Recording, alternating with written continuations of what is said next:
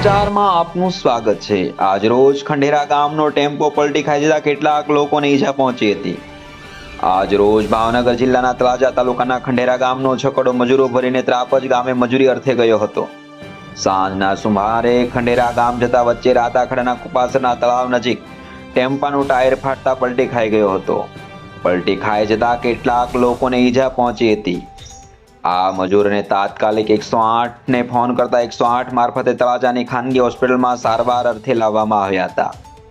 Tempo પલટી ખાઈ જતાની જાણ થતાં તળાજાના ધારાસભ્ય ગૌતમભાઈ ચૌહાણ દોડી આવ્યા હતા। આવા સમાચાર સાંભળવા માટે અમારી ચેનલને લાઈક કરો, શેર કરો અને સબસ્ક્રાઇબ કરો। આભાર।